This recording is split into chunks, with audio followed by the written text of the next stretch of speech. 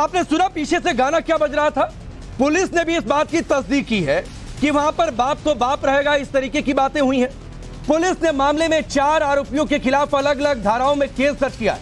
Police का पूरे मामले पर क्या कुछ कहना है उसे आप गौर से सुनिए, जिसकी मैं चर्चा कर रहा था। उन्होंने वहाँ पे औरंगजेब बादशाह के पोस्टर हाथ में लेके वो नाचे और वहाँ पे बाप बाप होता है, बेटा बेटा होता है, ऐसे घोषणा दिए। और वो बात हमारे ध्यान में आ गई पुलिस के। तब उसमें जाके IPC 505(2) और 298 और 34 के तहत पुलिस फिरियादी होके गुना दर्ज किया है। आगे का इन्वेस्टिगेशन चल रहा है।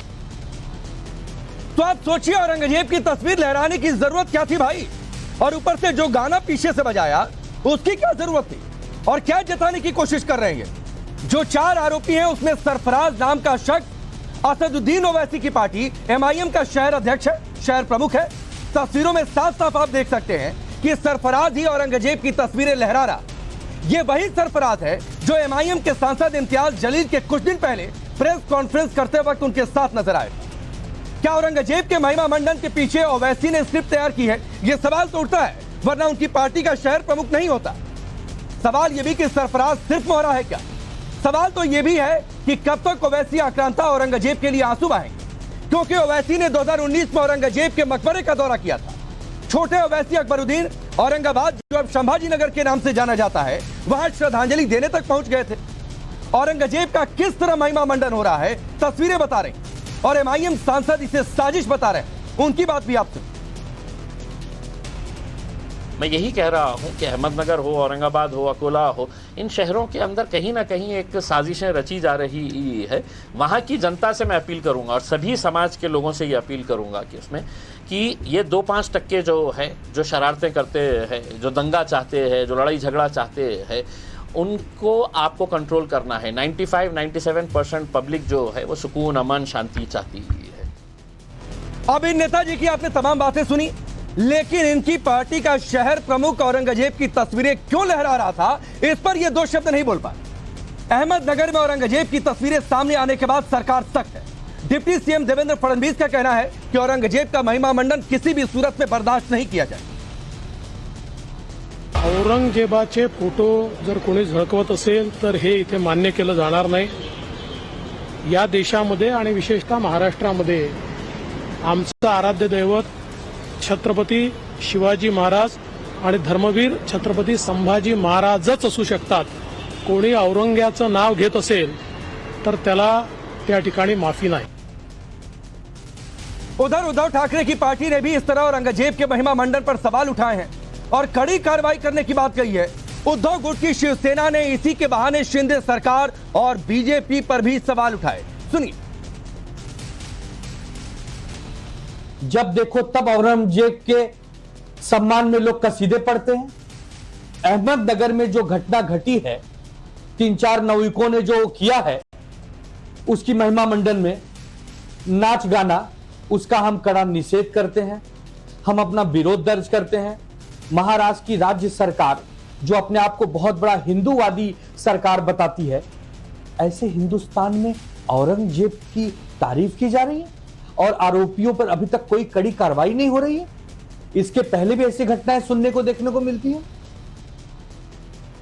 औरंगजेब ने हिंदुओं के साथ जो अत्याचार किया था उसका कई ऐतिहासिक किताबों में वर्णन है।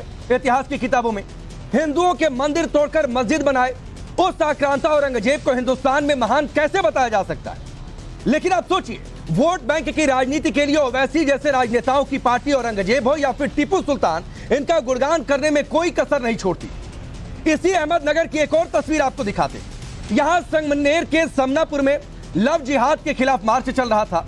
मार्च खत्म होने पर विवाद हो गया। प्रदर्शनकारियों पर पत्थरबाजी की गई, कई गाड़ियों में तोड़फोड़ की गई। इस पत्थरबाजी में एक शख्स घायल भी हो गया।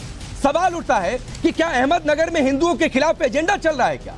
वरना मार्च तो लव जिहाद के खिलाफ चल रहा था, लोग अपना आक्रोश जता रहे थे। इस पर पत्थरबाजी की क्या जरूरत थी? और क्या पत्थरबाजी करने वाले लव जिहाद के फेवर में थे क्या? यह सवाल पूछा जाना चाहिए। अब चलिए वो सवाल आपके सामने रखता हूं जिनके इर्द गिर्द आज की चर्चा आगे बढ़ने वाली है। सवाल पहला ये कि क्या 2024 की लड़ाई आक्रांता औरंगजेब तक आ गई है? हिंदुओं का अत्याचारी किस किस के लिए क्रांतिकारी है? तभी तो तस्वीर लहरा रहे हैं। असदुद्दीन ओवैसी की सोच कितनी औरंगजेबी है, क्योंकि इसकी कई तस्वीरें आ चुकी हैं। क्रूर आक्रांता के लिए कब तक आंसू बहाएंगे भाईजान? ये सवाल आपका परिचय मैं आज के मेहमानों से करवाता हूं।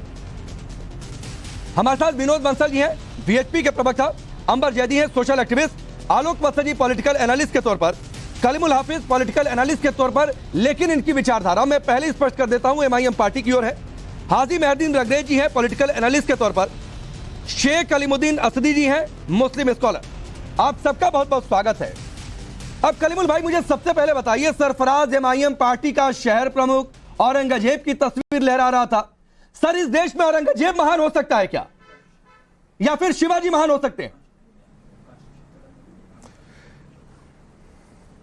देखिए, जो भारत की जो पहला स्वतंत्रता संग्राम है उसके जो नायक थे वो बहादुर शाह जफर थे, और बहादुर शाह जफर औरंगजेब की औलाद हैं।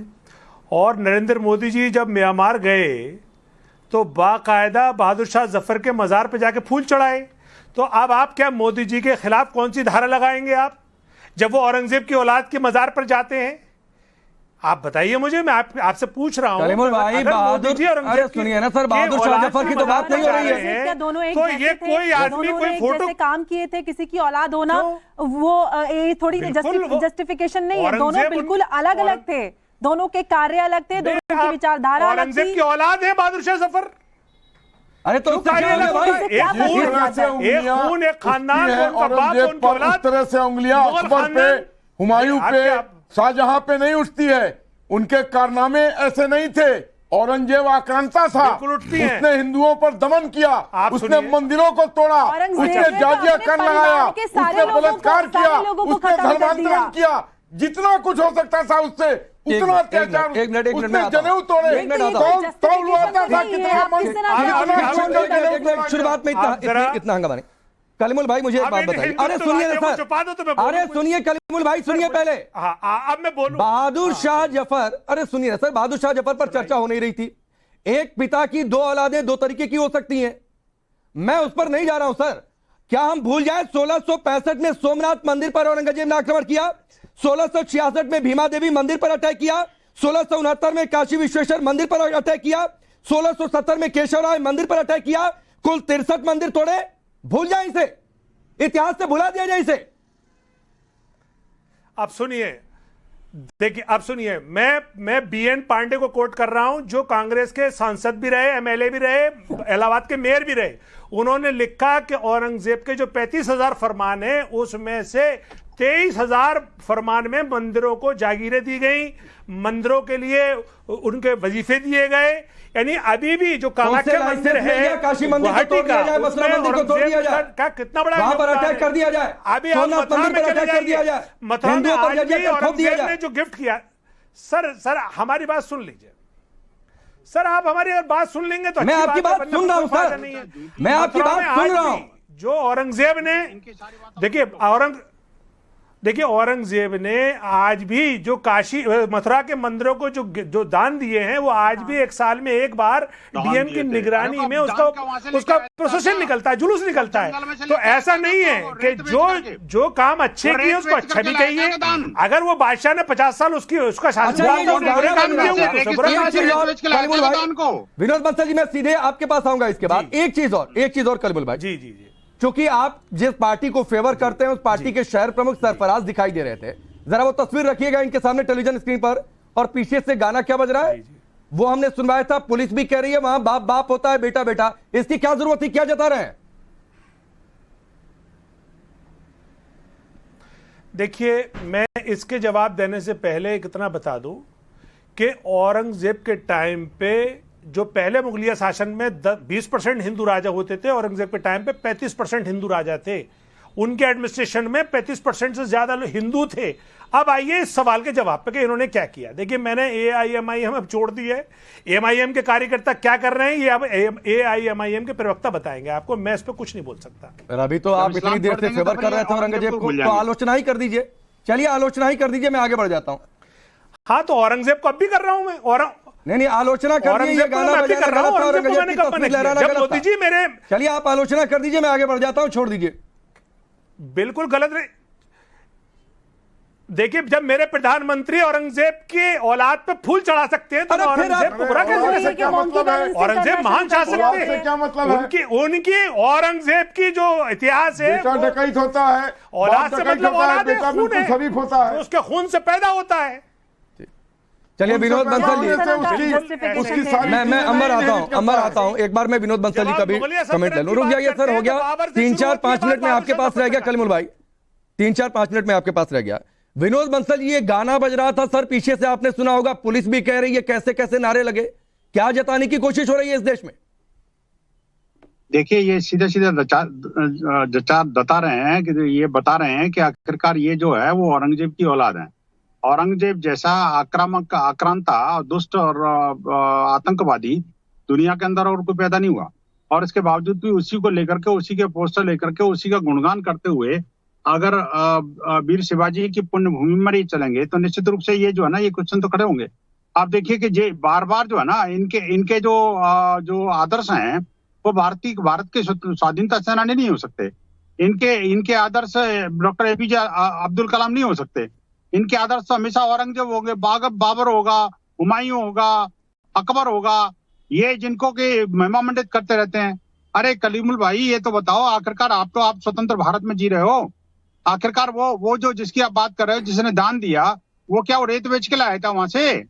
वो जो जहां से आया था वो तो पैदल आए थे, घोड़ों पे आए थे, आपको पता है क्या? वहाँ कुछ है भी क्या? आज भी नहीं है वहां पर कुछ भी, चाहे कितने ही शासक रहे हो यहाँ पर। भारत में कभी भी, पूरे भारत में कभी किसी ने शासन नहीं किया। ये गलतफहमी मत रहना। बांट रहे हैं ना अपनी जेब से। दूसरी बात ये कि ये जो औरंगजेब है, देखिए जैसे मोदी जी राशन बांट रहे हैं ना 80 करोड़ लोगों को अपनी जेब से, ऐसी औरंगजेब ने बांटा को लेकर के कितना ही बोल दो, औरंगजेब का महिमा कितनी पी लो, नहीं, मोदी जी भी तो अपनी जेब से बांट रहे हैं ना। आतंकवादी आप दिन भर कहते हो मोदी जी ने बांटा 80 करोड़ लोगों को राशन, वैसे वो बांट। चलिए मैं आगे बढ़ता हूं। छुप नहीं सकता। कलीमुल भाई, आप ऐसे बिहेव कर रहे हैं जैसे आप औरंगजेब के प्रवक्ता बनकर बैठे हैं। औरंगजेब तो चला गया, जो बीज बोने थे बोकर वो चला गया सर, उसका खामियाजा आज में भुगत रहे हैं। अपने प्रधानमंत्री और उसकी तुलना प्रधानमंत्री मोदी से करना शुरू कर देते हैं। अपने प्रधानमंत्री की तो ये इज्जत सब रख रहा हूं, वो प्रोपेगेंडा कहते हैं फूल चढ़ाने। मत चला करिए सर। अरे सर, शेख अलीमुद्दीन साहब आप हंस रहे थे। अरे रुक जाइए सर, हो गया। राकेश, मैं कुछ कहना चाहती हूँ। तारीख को गलत बोलने की कोशिश की जा रही है। मैं इसके बाद औरंगजेब रहमतुल्लाह अलैह ने मंदिर को जगह दी, लाल किले के अंदर होली मिलन किया, दिवाली मिलन। काशी मंदिर किसने तोड़वाया? सुनिए ना, काशी मंदिर किसने उसकी कोई तथ्य नहीं है। क्या तथ्य नहीं है भाई? सच्चाई नहीं है, सत्य है। औरंगजेब ने ऑर्डर दिया, वाराणसी के गैजेटियर में आप जाकर पढ़ लीजिए, वाराणसी के गैजेटियर में आप जाकर पढ़ लीजिए, बिल्कुल तथ्य है मौलाना साहब। नहीं, अभी उस पर चर्चा चल रही है, मुकदमा कायदा चल रहा है वाराणसी पे। तो वाराणसी गैजेटियर में पढ़ लीजिए ना जाके, वाराणसी गैजेटियर में छपा हुआ है ये बात आपका कि औरंगजेब ने आदेश दिया था, मथुरा के मंदिर को तोड़वाया। इस तरह की जबान इस्तेमाल नहीं कर सकते। कैसी? शासन के हिंदुस्तान पे कैसी? राजा रहा है वो। अच्छा। राजा के अपशब्द नहीं बोल सकते आप, ना हमें बोलने का अधिकार है। अपने राजा पे गुलाम नहीं है, गुलाम है क्या कि राजा के लिए कुछ नहीं बोल सकते? राजा की अच्छाई या बुराई को नहीं रख सकते अपने सामने? ये बातें आप अकबर के लिए कहाँ बोल रहे हैं?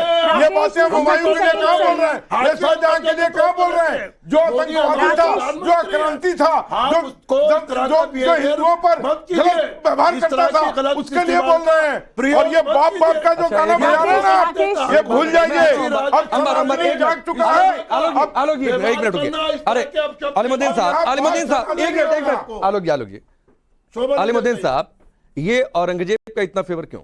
अरे औरंगजेब राजा है भाई, आपका राजा था? हमारा राजा है। अच्छा, हिंदुस्तान का राजा है। अरे वाह, अंबर हिंदुस्तान का राजा। शेख अलीमुद्दीन औरंगजेब को अपना राजा मानते हैं, अपना आदर्श मानते हैं। शिवाजी भी राजा थे। शिवाजी को आप महान मानते हैं कि नहीं मानते हैं? शिवाजी महान थे। औरंगजेब महान या शिवाजी महान? औरंगजेब महान या शिवाजी महान? औरंगजेब महान। अरे औरंगजेब ने शिवाजी को धोखा दिया, धोखा दिया था। लड़ाई होती है। अच्छा, लड़ाई होती है। चलिए अंबर आ जाइए। अंबर, इससे बड़ा मजाक कुछ नहीं हो सकता है शिवाजी को औरंगजेब ने अच्छा, धोखा दिया, खामोश हो लेकिन इनके लिए जाइए, महान खामोश हो औरंगजेब है। जाइए, इनको खामोश तो कर लीजिए। देखिए अंबर, राकेश, ये सबसे बड़ा सवाल है मानसिकता पे। अगर हम भारत की बात करते हैं तो भारत पे जो आक्रांता थे, जिन्होंने आकर हमला किया और भारत को लूटा इतने वर्षों, उनको तो हम महान मानते हैं। लेकिन जो मौजूदा प्रधानमंत्री, उनको दिल खोल के सीना पीट पीट के गालियां देते हैं, कहते हैं कि ये तो लोकतंत्र है और लोकतंत्र में हमें इसका अधिकार है कि हम आलोचना कर सकते हैं। और पिछले वर्ष में 2022 में अकबरुद्दीन ओवैसी औरंगजेब के मजार पर फूलों की चादर चढ़ा के आए थे। तो ये जब बड़े नेता जो आईएमएम के विधायक हैं वो इस तरह की चीजें करते हैं तो साफ पता चल जाता है कि पार्टी की मानसिकता क्या है। जब एक विधायक इस तरह की हरकतें करता है तो आप ये सोचिए कि किस तरह से कार्य करता है। ये नारे लगाते हैं कि बाप होता है। हमें ये सोचना चाहिए कि भारतीय होने के नाते जो आक्रांता हमारे देश को, जिन्होंने वर्षों तक लूटा, हजारों मंदिरों को ढाया, कौन सा ऐसा धर्म नहीं था जिसके खिलाफ उन्होंने हिंसा नहीं की। सिख, हिंदू, शिया, वो अपने मसलक को छोड़कर हर एक धर्म के लोगों पर जुल्म किया। ऐसे इंसान को, ऐसे आक्रांता, क्रूर नेता, क्रूर बादशाह को आप रहमतुल्लाह अलैह कहते हैं। और जो जिन लोगों ने इस देश के लिए, जिन बड़े जो हमारे आराध्य रहे, उनके लिए आपको शिवाजी भी है। अंबर एक सेकंड अंबर, मैं आपके पास आऊंगा। अंबर एक सेकंड आऊंगा। अलीमुद्दीन साहब एक मिनट, आलोक जी रुकिए। आपने कहा हर मरने वाले को क्या कहेंगे? हर मुसलमान को रहमतुल्लाह अलैह कहा जाएगा। कसाब को भी? हाँ, कसाब को भी? अरे अब देखिए, आप उसको मोड़ मत दीजिए। क्यों मोड़ना दो? हर वो मुसलमान कसाब को भी कहेंगे, कलमे का कसाब को भी कहेंगे, आप मौजू क्यों बदल रहे हैं? कसाब को भी कहेंगे, आप क्यों मौजू बोल रहे हैं? कसाब को भी कहेंगे, कसाब को भी कहेंगे। मेरा धर्म क्या आप चुप हो गए ना? मेरा धर्म ये सिखाता है कोई भी मरने वाले को हम बुरा नहीं कहेंगे, चाहे वो हिंदू हो या मुसलमान हो, सिख हो या ईसाई हो, जो इस दुनिया से। अब मेहदी अंग्रेज ने आपके पास आता, रुक जाइए सर। हर मुसलमान आपके हिसाब से तो कसाब क्या था? फिर आप उस पर आप खामोश हो गए। चलिए मेहदी अंग्रेज, पाकिस्तान में एक संगठन है, बिल्कुल सही बात है, पाकिस्तान में एक संगठन है तहरीके लबैक। रुक जाइए ना सर, रुक जाइए। उसामा बिन लादेन का अलीमुद्दीन रुक जाइए ना। मुसलमान है ना? ठीक है, अरे मुसलमान है, हम मानते हैं, मुसलमान कहते हैं मुसलमान है। अलीमुद्दीन साहब रुक जाइए सर।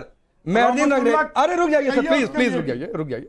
मेहदी अंग्रेज, पाकिस्तान में तहरीके लबैक भी नारा लगाता है, लबैक लबैक। इस जुलूस में भी लबैक लबैक नारे लग रहे थे।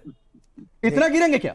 देखिए मेरी बात सुनिए, अगर जो आप बता रहे कि औरंगजेब साहब के बारे में उनकी जो फोटो लेके, अरे क्यों ना कहें भैया, तुम्हारे कहने से कहेंगे क्या कहना नहीं कहना? नहीं, आपको चिढ़ होती है। देखिए औरंगजेब साहब का फोटो लगाना या फोटो लेके हाथ में घूमना कौन सा अपराध है? आपको फोटो लेना है? कौन सा अपराध है? आपको फोटो लेना है? अपराध बताइए। अरे अपराध है, ऐसा कौन सा अपराध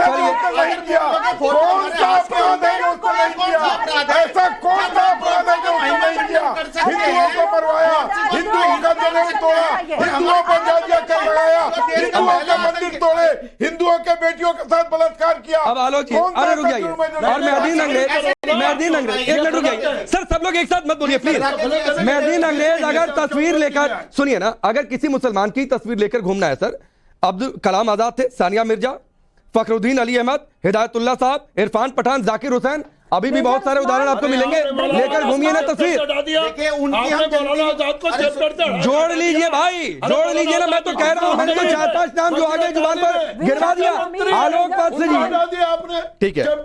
ठीक है आलोक वत्स जी, ये औरंगजेब को भी ठीक है। चलिए 20 सेकंड और चलिए 20 सेकंड और आप पहले पूरी बोलिए, 20-30 सेकंड और। मैं कह रहा हूं कि जो गोडसे के वंशज है, जो जैसे हमारे विनोद बंसल जी जो गोडसे का महिमा मंडन करते हैं, ये लोग भी तो गोडसे का फोटो लेके उनके सामने नतमस्तक हो। कभी देखा है विनोद बंसल को लेकर? मैंने देखा। आप बुलवा दीजिए इनसे गोडसे मुर्दाबाद, जो देश का नहीं, ये सब छोड़िए ना, बुलवा दीजिए। ये सारी चीजें दर्शाती है कि कैसे आप लोग औरंगजेब मुर्दाबाद, मैं बोलता हूँ गोडसे मुर्दाबाद, आप बोलिए गोडसे, औरंगजेब मुर्दाबाद बोलिए। सुनिए, औरंगजेब साहब मेरी बात सुन लीजिए। टीपू सुल्तान की तस्वीर संविधान में फोटो लगी है नहीं लगी है? मैं सवाल पूछ रहा हूँ। अरे भैया मुद्दे पे आप टीपू सुल्तान को बुरा कहते हैं। टीपू सुल्तान पर डिबेट हो रही है। आप औरंगजेब टीपू सुल्तान पर भी डिबेट हो रही है। मुसलमान है वो सब बुरे थे। मैंने हम शाहजहां को बुरा नहीं कहते, हम अकबर को बुरा नहीं कहते, हम हुमायूं को बुरा नहीं कहते। आगे बढ़ता आप सबको बुरा कहते हैं। अरे मेहदीन अंग्रेज रुक जाइए सर, ये प्रोपेगेंडा मत चलाइए। नहीं सर सुनिए, मेहदीन अंग्रेज अरे ठीक, मेहदीन अंग्रेज रुक जाइए, मेहदीन अंग्रेज रुक जाइए। लेके आए थे क्या कहीं से? ठीक है सुनिए, कोई सभी मुसलमानों को खराब नहीं कह रहा सर, इस मंच पर आकर प्रोपेगेंडा मत फैलाया करिए, पहली बात है। मैंने आपको 10-15 नाम गिना दिए सर, किसी मुसलमान की तस्वीर लेकर घूमनी है तो लेकर घूमिए ना। आलोक बस्ती, अरे रुक जाइए सर प्लीज, रुक जाइए। हम किसको क्या कहेंगे? ठीक है सर, वो तो कह रहे थे हर मरने वाले को क्या अंबर जैदी ये बता रहे थे, रहमतुल्लाह क्या बोलते हैं?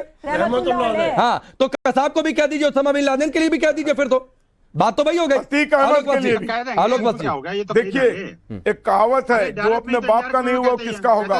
औरंगजेब ने अपने सारे भाइयों का कत्ल किया, अपने पिताजी को उसने जेल में डाला, जब उनका नहीं हुआ तो वो देश का कहां से होगा? क्या बात कर रहे हैं आप कहिए उसने नहीं मारा था, आप बोलिए उसने नहीं मारा था अपने भाइयों को, उसने अपने भाइयों का कत्ल नहीं किया था। अरे मुझे शर्म आ रही है, मुझे शर्म आ रही है। अभी तक मैं ओसामा जी सुनता था, अतीक जी सुनता था, अब औरंगजेब साहब आलोक जी हो गया सर, शांत होइए। अरे सुनिए मेहदीन अंग्रेज, अगर आपको शर्म आ रही है तो जाकर उन नेताओं से कहिए कि क्यों ये कहते हैं 800 सालों तक तलवारों के दम पर शासन किया। किसी ने तलवार का नाम नहीं लिया। अरे 800 साल कलीमुद्दीन साहब को याद होगा, कलीमुद्दीन साहब और सबको साथ लेके मेहदीन अंग्रेज रुक जाइए सर, सबको साथ लेके चले। सबकी आवाज डाउन करिए यहाँ से, नहीं यहाँ से सबकी आवाज डाउन करिए, बिल्कुल एक साथ नहीं चिल्लाएंगे। कलीमुद्दीन साहब आपको याद होगा किसने कहा था 800 सालों तक तलवारों के दम पर शासन? पहली बात ये। दूसरी चीज ये बताइए, औरंगजेब आपके लिए सेकुलर था या कम्युनल था? देखिए मुगलिया सल्तनत में सबसे सेकुलर आदमी, सबसे सेकुलर राजा औरंगजेब था। उसकी वजह है एक बड़ा जो अपनी जो जीवनचर्या था ना, वो टोपी सिल के और कुरान की आयतें लिख करके वो अपनी जिंदगी गुजारता था। तो एक इतना ईमानदार राजा, आप अंदाजा लगाइए वो उसको इंसाफ कैसे नहीं करेगा। ये सेकुलरवादी था। एक बात, दूसरी बात, नहीं आपने बड़ी बात कही है, एक टिप्पणी आलोक जी, एक मिनट सर प्लीज एक साथ मत बोलिए। मैं एक छोटी, एक मिनट कलीमुद्दीन जी रुक जाइए, आप ना कलीमुद्दीन जी रुक जाइए, मैं एक छोटी टिप्पणी लूंगा, रुक जाइए सर। आपने बहुत बड़ा जोक मारा है, मुझे लगता है मैं तो जोक ही मारूंगा। अंबर यदि औरंगजेब सेकुलर, हंसी आई आपको? बहुत हंसी आई, तभी तो मैं बोल रही हूँ कि ये तो ब्रेकिंग न्यूज होनी चाहिए। अगर औरंगजेब जैसा क्रूर शासक जिसने हजारों लाखों लोगं को भारत के मारा धर्म के आधार, चलाइए ब्रेकिंग न्यूज चलाइए, मेरे नाम से चला दीजिए। आस्था ने कहा, यहाँ तक कि मुसलमान में जो और दूसरे फिरके होते हैं उन लोगों पे भी जुल्म किया। उस शासक को यहाँ पे बैठ के आप सेक्युलर और आप उसको कहते हैं कि वो रहमतुल्लाह अलैह थे, वो कुरान की आयत और टोपी सिल के अपना दिन की शुरुआत किया करते थे। तो क्या अगर कोई कुरान की आयत लिख रहा है और वो जुल्म नहीं कर रहा, आतंकी संगठन में तो यही कर रहे हैं, कुरान की आयत पढ़ते हैं। विनोद बंसल जी एक छोटी टिप्पणी आपकी सर। तो क्या औरंगजेब, अरे रुक जाइए सर प्लीज। औरंगजेब सेकुलर जिसने सोमनाथ मंदिर पर अटैक किया, भीमा देवी मंदिर, 63 मंदिर, काशी विश्वेश्वर मंदिर, मथुरा मंदिर, कुल 63 मंदिर तोड़े, पता नहीं क्या क्या किया, कन्वर्जन कराए, वो सेकुलर है इनके हिसाब से। देखिए ये सिर्फ मंदिरों की बात छोड़ दीजिए, कैलाश मानसरोवर चाइना से, अरे रुक जाइए कलीमुल भाई, आपकी बारी हो गई, फिर बारी आएगा तो बोलिएगा, मत एक साथ बोला करिए प्लीज। सिर्फ विनोद बंसल जी की आवाज होने जा रही है। गुरु तेग बहादुर का शीश कलम करने वाला कौन था, जरा बता दें पैनल में से। बिल्कुल उनके पंच प्यारे जो थे, उनको जो है उनको जो है ना कढ़ाई में डाल करके तलने वाला कौन था, जरा बताना जरा। कर दिया उसकी नाम बताओ कौन था। आप मुर्दे घड़ों को क्यों उखाड़ने की कोशिश कर रहे हैं?